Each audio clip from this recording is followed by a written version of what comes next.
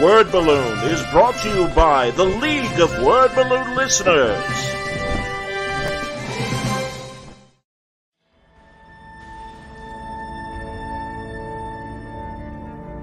That's, me kind of doing a very light take on the version of Batman I was raised by, which is sort of post Neil Adams take, which he was doing the year I was born. Neil Adams was redefining the character kind of in the cracks and corners of DC when he was first a cover artist on a lot of the Batman books in the late 60s, and then once they gave him sort of the run of the place, his look he kind of exaggerated even more with the lighting and the grandeur, the way he would exaggerate the figure form, the length of the ears, the length of the cape. A lot of it was just sort of aesthetics. He wasn't really changing the costume per se. I tried to illustrate what Adams did with a sense of maybe somewhat photo exacting kind of take on it, while also kind of avoiding some of the comic book tropes of the glowing white eyes, which I was always having a problem with as a kid, thinking about like how the mask is pretty much on his face like it's makeup.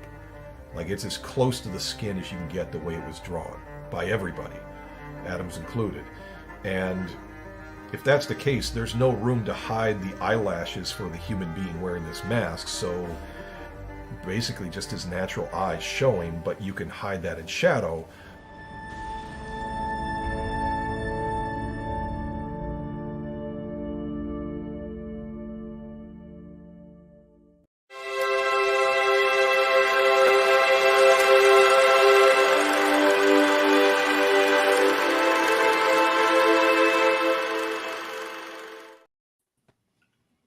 Welcome back, everybody. It's time again for another Word Balloon Live. Tonight, a scene missing. Happy to see everybody. We're going to be talking about a really fun film, a great caper movie, and a very, overlooked movie, depending on your depth of film knowledge, from 1979, The Silent Partner, starring Elliot Gould, Susanna York, and Christopher Plummer. I'm happy that Ian Brill is here and Gabe Hardman are here. One of my favorite movies, guys. I remember watching this on a VCR around like probably a year after it came out. I did not see it in the theater, but I was blown away. It's a great movie. And it doesn't feel like it's going to be a great movie. I think that's part of the thing that makes it good, right? It feels like it's, flatly lit. It's Canada. It's sort of middle class and depressing, and like it doesn't. But it's a movie that starts there and builds and builds and builds, and I think that's one of the things that works so well about it. In the commentary, they were talking about how the commentary of the Blu-ray, they were talking about how so many thrillers fall apart in the end, but this one actually it gets better and better in that third act. For the record, I didn't think it was going to be bad because it took place in Canada. That's my look, I'm on the record about my feelings about Canada, and so I think no, of course not. It looks drab. It's in Toronto in the winter. It's Christmas. It has this overwhelming drabness to it, which is part of what makes the movie work. And it's in a mall. It's in a mall. It's one of those fantastic. By the way, you could call this a Christmas movie because it absolutely takes place from December the 14th to whenever it ends. And I don't want to give away a lot of plot because I do think it's an overlooked movie, and I want people to discover it and discover some of the interesting wrinkles. But Elliot Gould, outstanding. And this is like kind of post early 70s prime Gould, but it's a return to form. I think in a lot of ways he's excellent, and the great surprise really is Christopher Plummer, and you forget how versatile Captain Von Trapp can be. Yeah, even especially for a Canadian. But he's great. He's a great actor, and he's great in this, right? Like I think that let's talk about Elliot Gould first, because I feel like this is a not a very Elliot Gould like performance in a lot of ways. Like so many of his earlier pictures, he's kind of swaggery and charismatic, or going big, or doing a lot of things, and this is him just taking it down to zero. Like not reacting, not not giving you anything, and while it's I almost feel like you could almost argue he's miscast in it just because he's not the guy who does that, right? Mm-hmm. And I feel like he can be there are probably other people who could play that with maybe a little bit more commitment than he does, but like I think he's great in this, and it's so different from his other performances, but that reserve thing, the keeping the audience at bay a little bit, is working for the story that we're telling as well, because we don't know we don't really know what's going on inside this guy's head initially, and it's about watching behavior and watching the way people react to stuff. Nobody in this movie is broadcasting to you what they're thinking or planning at any point. It's funny you said that you can argue that he was miscast. So I watched the film for the first time last night. I had known about it just for the fact that its reputation that Christopher Plummer plays a bank robber dressed as Santa Claus, which is only matters in the first part of the film. It doesn't. That's not something that lasts throughout the film. No. That's from a home video release, and I loved the image on the left because it looks like they were trying to do the silent partner of the animated series. Yeah, or the person in the office who has a little bit of talent drawing was asked to design a Christmas card. To me, it was like a New Yorker cartoon without the caption, basically. Yeah. But what helped? So just to give the kind of the brief plot is that Elliot Gould is a bank teller. He knows that Christopher Plummer, dressed as a Santa Claus in the mall, is going to rob the bank because he finds a first draft, basically, of a note that says, "I have a gun, empty out the cash," which Christopher Plummer was going to use, but then a kid comes up to him and starts asking him for Christmas gifts. But he and Elliot Gould have a very direct, like visual interaction at that moment too. Yeah. And Elliot Gould decides he's going to steal money by putting it in a Superman lunchbox. And when Christopher Plummer steals money, Elliot Gould will give Christopher Plummer some, but then keep the rest, and he'll have the perfect scapegoat in a bank robber. So who's going to suspect him when there's a literal bank robber out there? But then Christopher Plummer gets hip to the scheme. The robbery, because of the Santa Claus angle, becomes a media sensation. The media has to go and spoil it by saying what the sum was, which was not the sum that Christopher Plummer came away with. And so he had like a couple thousand, and Gould stole like almost 50,000, basically. Yes. And again, 1979, so that's a lot of money. Yeah, and Canadian money too. Yeah, which is also. I mean, I don't know what the exchange rate was in 1978, but but I not to break in on that, but like I do really admire on the Canadian front. I really like that it's set in Canada. This isn't a movie where it's doubling for New York or anything like that. You got your Canadian money, you got your loonies, you got your toonies, you got all that shit, right? Yep. And I like that it just is that, right? I think that like if this was a movie that's pretending to be in New York or whatever, like I don't know that it would have that kind of directness to it. There's something about it that really works that it's in Canada.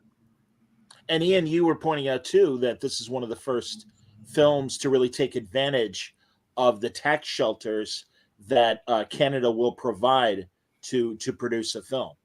Yeah, so people may know Canada has they do a lot of a lot more compared to this country, which isn't saying much, but a lot of funding for the arts. If they're Canadian origin, and if they have enough Canadian crew, Enough Canadian content, I think. content, yeah. And there was a time in the late 70s, kind of early 80s, where producers figured out if it's called, what's it called? I have a whole thing here. Capital cost allowance. Yeah, but generally people think of it as the Canadian tax shelter films. Yes, because you could make a film and none of the budget would be taxable, and of course you could say whatever the budget is on your taxes. Right.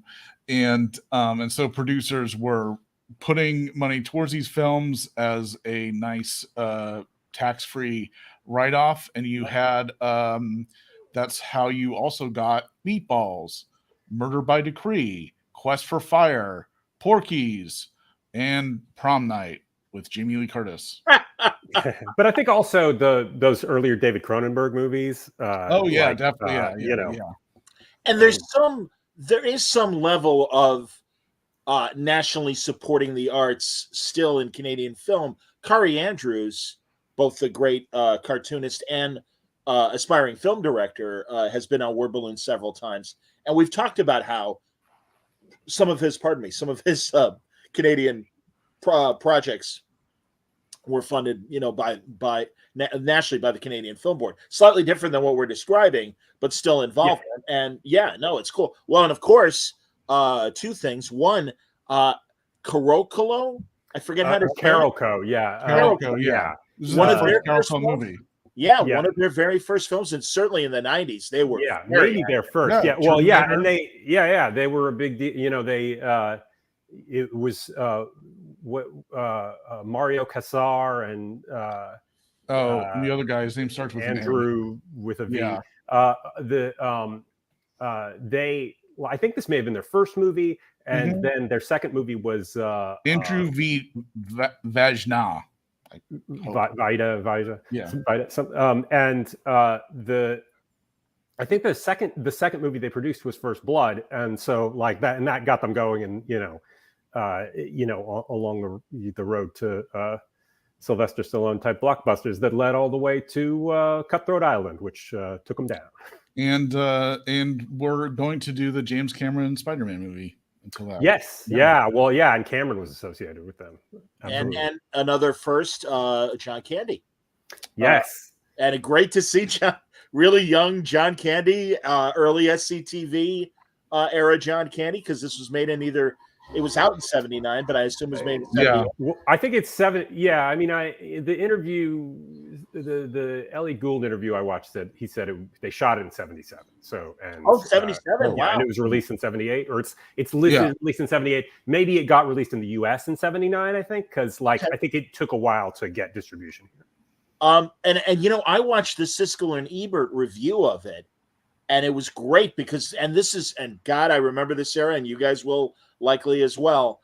This was like, hey, this is a little movie. It might show up in your town. If it does, it may only be there for a week or two. So jump on it. Great movie. And it was just great seeing them really just give it the credit it was due, and really love the movie as much as they did, and pointed out, obviously, Gould and Plummer. I started to say, too, of course, the great Susanna York, who you may or may not recognize as Superman's mom, Lara, from the Richard Donner film. That's right. Yeah, yeah. And but also from Robert Altman's Images, and from a whole bunch of British pictures in the in the 60s and 70s. Certainly. And I forget her name, the wonderful woman that Claudine Lemez. Wow, she was great. I mean, she's French Canadian, I believe. So she was part of the Canadianness of it all, as was Christopher Plummer. Yeah, absolutely. Yeah. And great movie, man. I mean, again, I just think really tight caper movie. In the description that I tried to entice everyone to come and watch us, I called it a Neo Noir, and I think I'll stick with that because there are some noir. I do think I will agree with that. I'll agree with that. I mean, oh my God, Zeta. I mean, apart from the very ending of it, I think that everything really works in a lot of ways as the true way that I think about a noir, which is about people making questionable decisions, right? Like people desperate people making questionable decisions, right? That's not like film noir is not about big shadows. It's not about all of those kind of cliched ideas or whatever they put in Sin City. It's about like people that are, making like, either poor choices or choices just outside of, what society, says is acceptable. And usually, normal people who are sort of behind the eight ball more than gangsters and whatever and all that sort of stuff, and that's definitely what Elliot Gould is. He is a noir protagonist. Absolutely. Yes. Yeah. That's the fun tension throughout the film, because Christopher Plummer is this completely psychotic, evil guy that is always doing terrible things throughout the film. And then all the other characters are tempted in some fashion by, not necessarily by him, but by crossing a line of some sort. Susanna York's character is having an affair with the married boss of the bank. This is apparently the horniest bank in Toronto. I don't know if it's the horniest bank in all of Canada. Look, there might be a hornier bank in Moose Jaw or Medicine Hat. Well, yeah, maybe even more so, because they're even more stuck in that world of gray 1978 Canada. But what else have I got to do? You got to keep warm, man. You got to keep warm somehow. I understand totally. No, and it's, man, I forgot. And really, all right, for the pervs out there, some quality nudity. I mean, I remember a small. This is true 70s like nudity. Apparently, they could never afford bras. For this film, no woman or men for that matter are wearing bras. The only person wearing a bra might be Christopher Plummer at the end when he is dressed as a woman. That might be it. That may be where all the bra budget. I feel like this is something that was in the culture at the time, and I'm not going to judge it. No, it's not a drawback, but definitely it is not like. And the great thing about the just let me focus on the nudity here for a second. The great thing about the nudity in this movie is that it's so like just straightforward, right? Like it's not like everything, like a lot of stuff in this movie, everything is superficially straightforward, while everything going on under the surface is twisty and not convoluted but complex. I think that like that's. Much the way the photography is so simple. And I mean, this was shot by Billy Williams, who's like a British DP who, shot Gandhi and stuff, and like classier movies and lush movies at times. And this is the opposite of lush. It's, it's flat, but it's not, and it's kind of superficially ugly, but they're still using the camera. They're still telling the story. It's doing exactly what I think this movie needs. I don't think a slicker, more stylish version of this movie would make it any better. I completely agree. And I always think of this as a Curtis Hanson movie, and did not realize until seeing it again that it was Daryl Duke. But Curtis Hanson did direct some of it. Yes. Yeah, I'm a little. So where do we have, apart from IMDb telling us, where are we getting? I was looking through some of the. I was going through the much more credible Wikipedia. Oh well, because he does have some sort of kind of one of those sort of associate producer type credits on it too. He does. But which probably is code for that, that he did work above and beyond. But like but definitely he wrote the script for this thing, and I haven't read. It's based on a novel. It's based on this Dutch novel, and it apparently had been made before. There's a Dutch version of it, and there might be another one. I was a little unclear on that. Well, and Hanson himself says that this film influenced his Bad Influence movie of the late 80s, early 90s. Yeah, and it feels like he kind of, just, or at least from what I've heard, I'm not going on anything, but it kind of feels like he took this and sort of elevated it a little bit, like made it work a little bit more, and certainly deserves, I think, a lot of credit for this movie, even if he didn't, have credit for directing it. Yeah. Although Ellie Gould on the interview on the Blu-ray gives lots of credit to Daryl Duke, and and like he is the one who cast him, and he is the one who directed this movie primarily.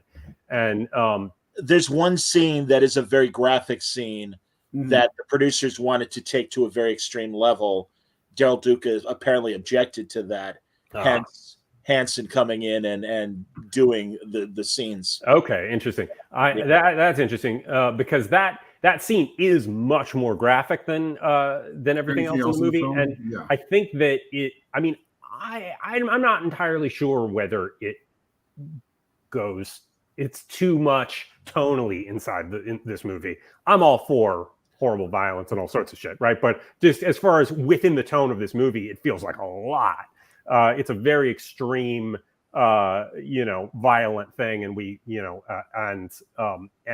but I don't think it's a problem. I mean, I think it still works. I think the harshness of it, ramps up the intensity of the movie for the third act. Yeah, what sells it for me, and what is it's not to get too spoilery, but it's Christopher Plummer killing another character.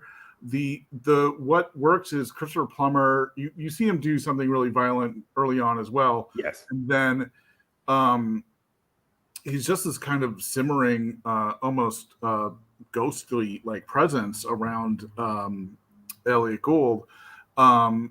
But then that scene at the end kind of pays off that what Christopher Plummer is doing in his performance, that menace in his performance, right? But also you see him, he's this, bank robber, but you also follow him a little bit, see that he's like a legitimate sadist. He's seemingly uninterested in actual sex with women, is interested in violence. Like this is violence and sadism, and he doesn't go as far as he goes later in the movie, but it does feel like that's underneath the surface the whole time, and it's and it doesn't feel unmotivated when he goes that far. Mm-hmm. I remember the violent act. I had completely forgotten which character suffers violent act. And I'll keep it oblique for people who haven't seen this. And truly, the three of us, we love this movie. Yeah, we absolutely recommend it. If you dig around on the internet, you can find it for free. And and otherwise you can rent it on several places. You can also get it on Canopy. That's where I got it. Oh yeah, okay, great. It's also on Canopy. Good. Oh, I'm so glad to hear that. I love Canopy. Absolutely. Yeah. Everybody knows that's the video library. So one of your 9 movies this month can be can be The Silent Partner, or 10 or whatever it is. Let's talk about Christopher Plummer a little bit more, like his actual performance. One of the weird things about, apparently, Elliot Gould's big idea was that his friend Mick Jagger should play that part, and like that there was a lot of that there's this kind of element of flamboyance in his character that he wears eyeliner.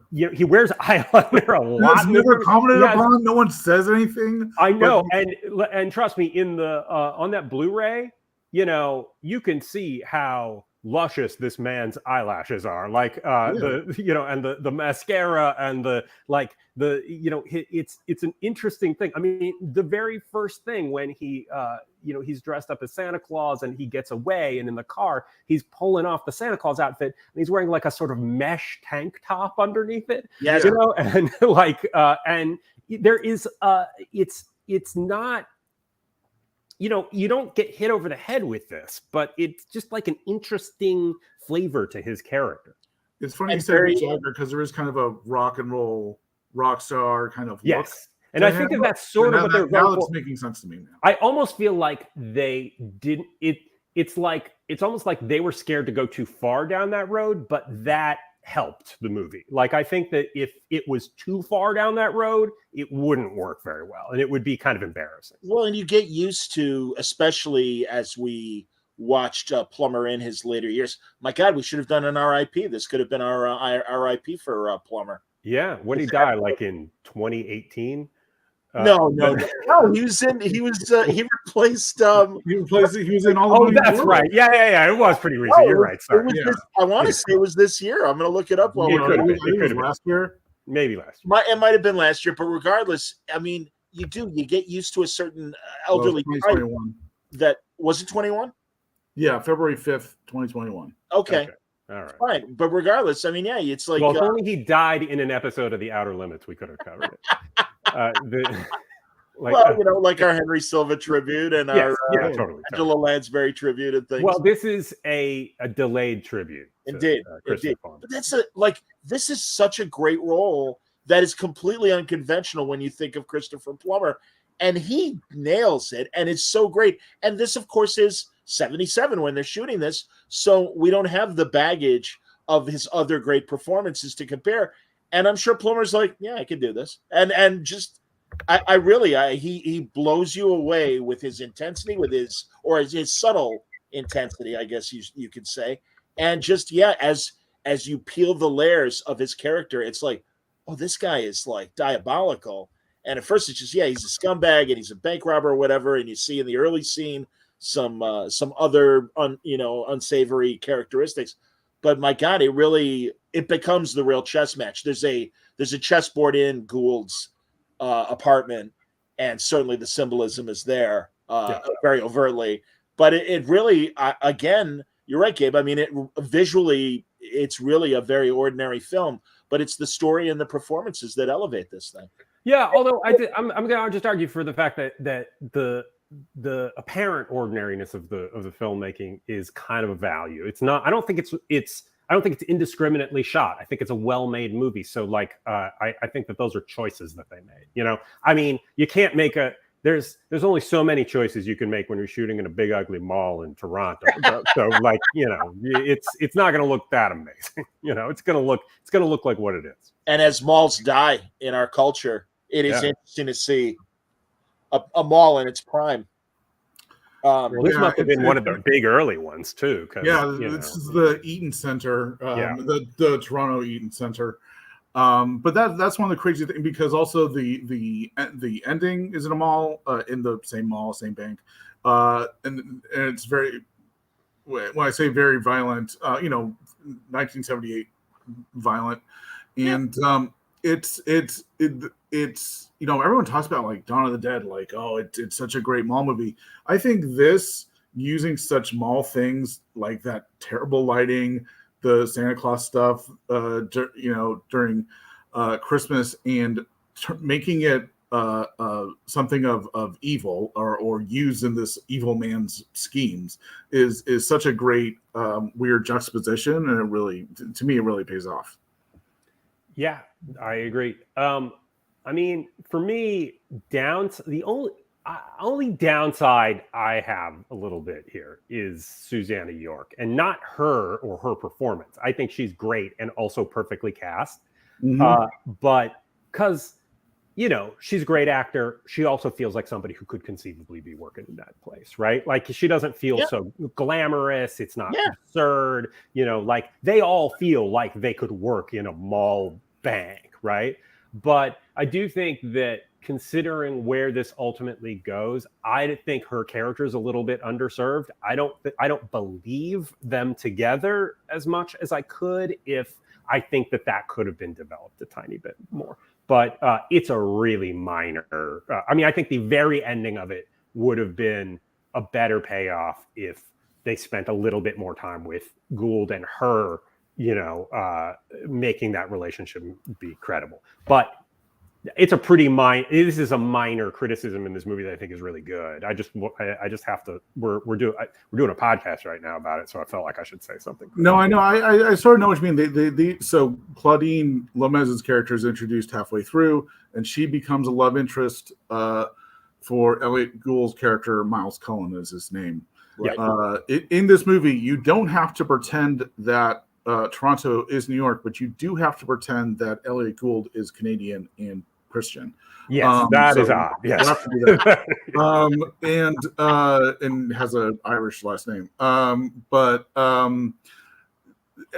because of that, there's this, Elliot Gould is pining for Susanna York's character while she's sleeping with this married boss.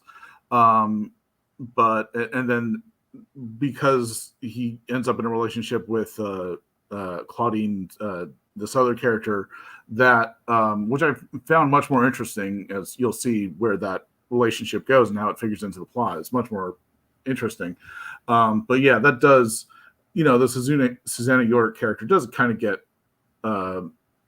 you could argue a bit not sideswiped, sidetracked. Sidetracked, yeah. I mean, but I think it's just, I don't think that it's inherently a problem that her character is not as big. I think it becomes a little bit of a problem for the credibility of the ending. But what's her name again? The French Canadian actress. I beg your pardon. I'm saying Claudine, Celine Lomez. Okay, her character is great in that it feels like, oh, okay, we know where this is going, right? Like you have some feeling that this, okay, somehow she's gonna be some femme fatale characters or whatever, but it manages to like subtly, one up that, a couple of times within the course of it. That really, it's really satisfying to have characters set up. You feel like you know what it is, but it works in a much different way than that. It's one of the places where the film gets smarter than the usual kind of film with this kind of thing is. Mm-hmm. To me, Susanna York played that typical, even though she's having the affair with the bank manager, just your classic noir good girl that is a contrast to But I mean, well, and she's also literally wearing white in every scene. But but I do think that the grayness of it, the fact that she's another person. It is more than just being the good girl, I think, because she's somebody who is desperate to be out, not in the position she is. Too, she expresses that very directly, that she would run away if she could. She's expressing that in her real life by just having an affair with this weaselly bank manager who obviously is just what is available in the small world she's stuck in, Right. I think, and on the way that, the ending with her really does pay off is that she's not just sitting around waiting for him. Exactly. She has desires to get out of this world as well. Yeah. Yeah. Yeah, it's funny. It's funny then that it so much of it takes place in a mall because it's about the normal citizens yearning for something adventurous, and then Christopher Plummer is a character who is living a hedonistic lifestyle. Yeah, this represent is this other side of the coin, but their motivation is to do something. Elliot Gould's character, Miles' character, Susanna York's, they're all trying to, in all their ways, are trying to live more adventurously. Like even with like John Candy and that marriage to a woman who, by the way, like I said, this is the horniest bank in Toronto. John Candy's character marries a woman who is introduced working in the bank wearing a T-shirt that says "Bankers do it with interest." Like that's what she wore at her work. Like they probably made her wear that. Isn't she? And also, isn't she the same character who has sex with somebody else from the bank at the Christmas party? While John Candy is just getting drunk in a chair. It's everybody has. I mean, I think that's something that's also great about this movie, that everybody has some other deceptive part of themselves. Like everybody has different layers. Everybody's presenting themselves as one thing, and they're they're more than that. Elliot Gould becomes like a minor celebrity at the beginning of this movie after the bank robbery, and after he's on television, and people are like lining up to like just meet him because they think of him as this, like a hero, a celebrity a small celebrity at the center of this this thing. But that's not who he is. He's there's just different levels of what people are presenting to the world versus who they really are and the real motives behind stuff. And for everybody, even minor characters in the movie have this to some extent, which is one of the things I think makes it work so well. Absolutely. Ian, did you want to talk? Yeah, you had me upload a bunch of the movie posters. And, okay, I don't know why, but this film, if you go to Google Images, has a ton of different posters or home video. I imagine it had cobbled together distribution in different places, and they probably, and everybody was exploiting it however they thought would be the best, because it's kind of a weird movie to sell, and you can choose to sell it in a lot of different ways, judging by all of these posters. Yes. So is that a German poster? So we look at a few. That's the German poster. The literal translation is "Your partner is death." By the way, is what that says. Yeah. And that makes it. A lot of these make they make it seem much more like a horror movie, and this was a time where like thriller / horror movies were getting kind of blurry, the line between the two. But it isn't until stuff at the very end that you can say there's anything horror like. Until then, it's a thriller. But I think it was you probably also just the changing economics, like at the time, it's late 70s, early 80s, when after Halloween and horror movies, they're starting to make money, and like maybe somewhat grim, unsexy, or superficially unsexy heist movies are maybe on the wane. Here's another one. This is great. Yeah. Now this definitely, it's hitting on the Santa Claus angle, and I would say it does it feel like in 1978? I wouldn't know, but having like a Santa Claus with a gun would be much more scandalous or much more notable as opposed to now when with I guess, but it also kind of depends on where that poster was from, I don't know where, because I don't know if it's a U.S. poster or not. And then we got this is the worst. Yeah, this is the usual suspects. This is the DVD. Is this the? I guess this is the DVD. Now the main offender that's an American $100 bill. Bullshit. This is. You don't see a single American dollar in this entire movie. No. But there's never a part where there's like a Reservoir Dogs guys walking all at once. Yes. Like this is, I don't know. This is like the 2000s version of when in the 70s when they're trying to sell it as a horror movie. Yes. Trying to sell it as I guess as an Ocean's 11 movie. Ocean's 11. Yeah. Here we go. That's the Kino Lorber cover. Yeah, this is the Blu-ray I watched, which I think is a solid cover. I wonder if it's a contemporary painting or not. I don't know. Japanese. That's the Japanese poster, which does give away a bit with the fish, which that is true. Yes. But it is a great image. Miles Elliott Gould's character is a fish collector. Yeah, and I will say that's the point in the movie where if I were Elliott Gould and those are my fish, and a guy came in and murdered my fish, that's when I would be like John Wick or whatever. Yeah, I would just switch gears and just be a revenge machine after that. Hilarious. That's it. And you learn. Okay, this is. I don't know. Okay, now fucking Barry Sonnenfeld directed it. Yes, this is where I don't know, they make it like it's going to be like a comedy. Also, wacky comedy. Yeah. It's this was pre-Photoshop, but the way they try to paste on Elliott Gould's head onto whatever that original figure was, very bad. I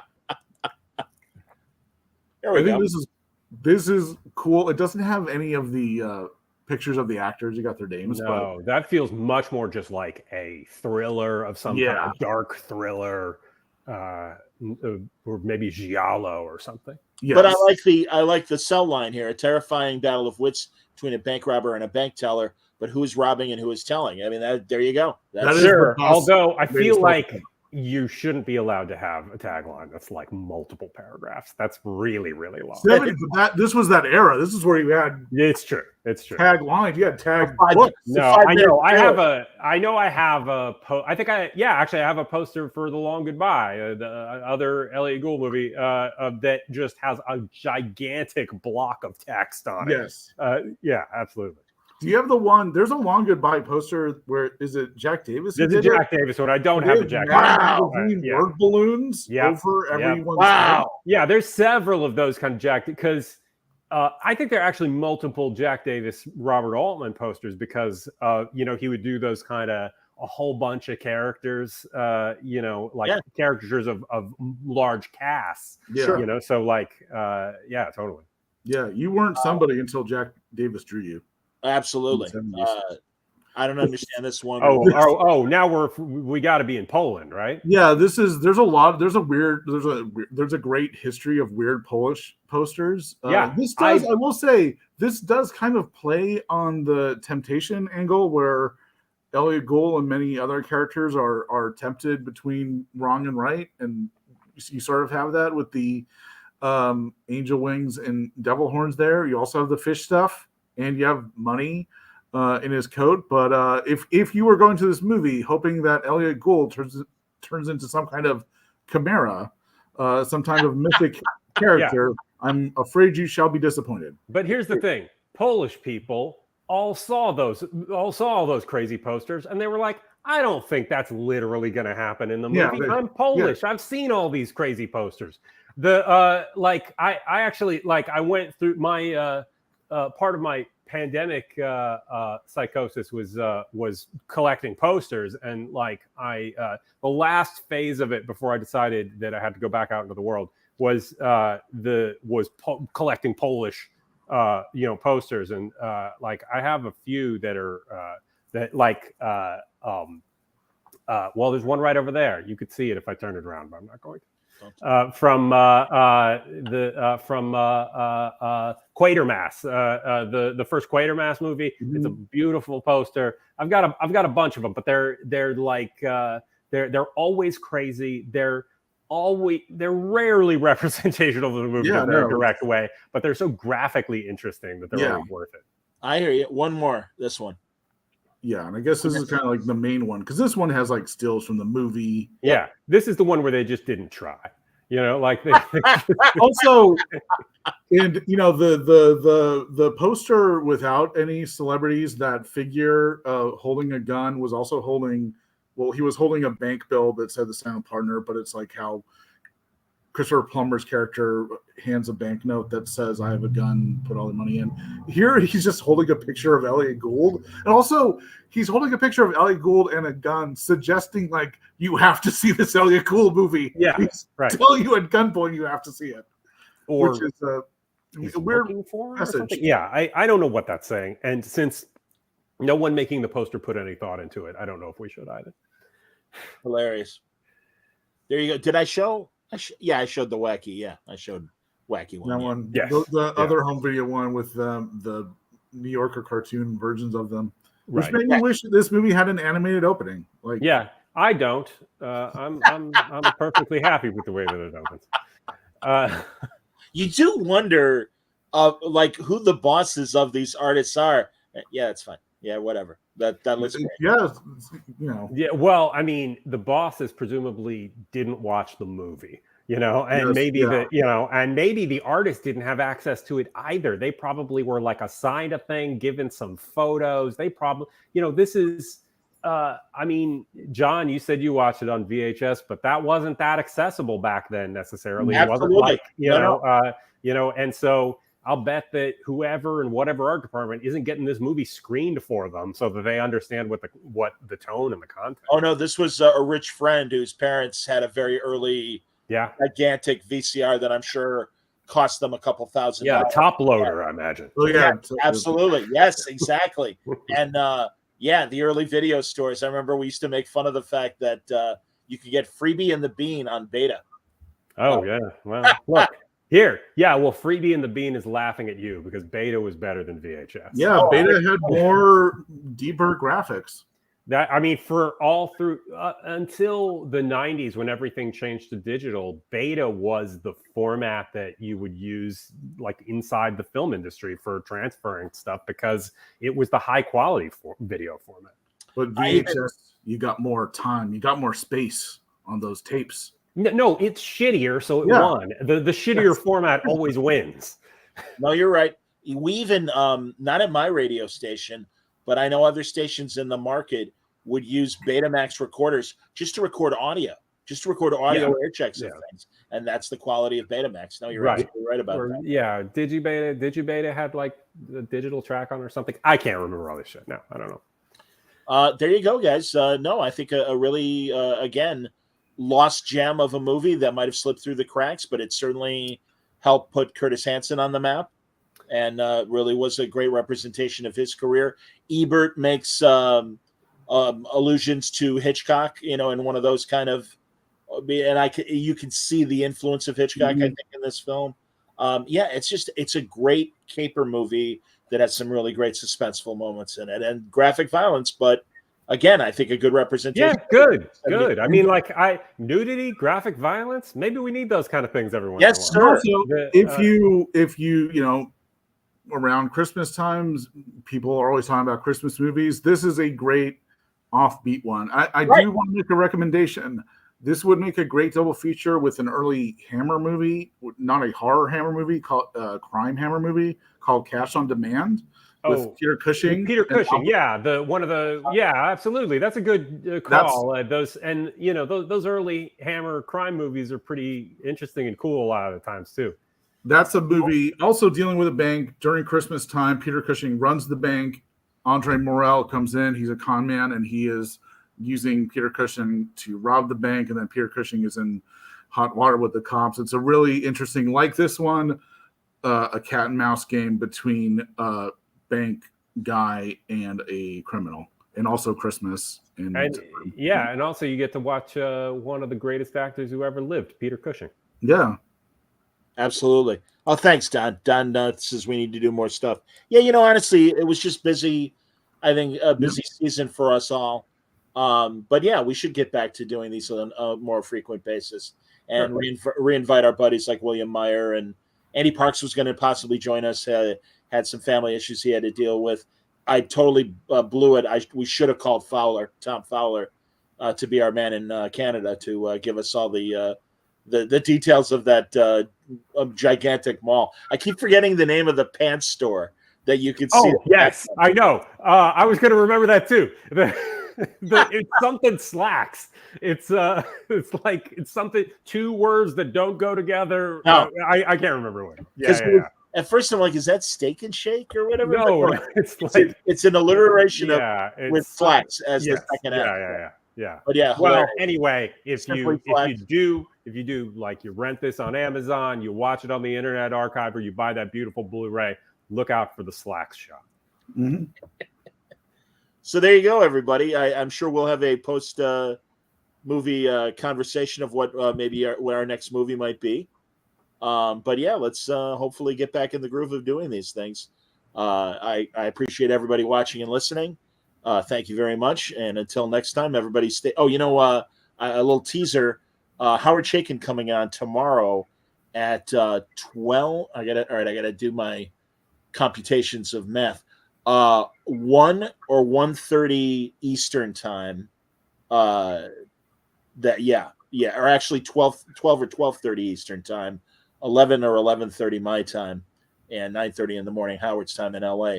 But Howard's going to be talking about Hey Kids comics, and also he's got a really cool seminar that he's doing with Mark Wade at UCLA that I'm sure will be part of the conversation. A couple other things as well. So Howard Chaykin on the next Word Balloon Live. Thanks a lot for listening and watching, everybody. Until next time, stay safe, stay happy, stay healthy.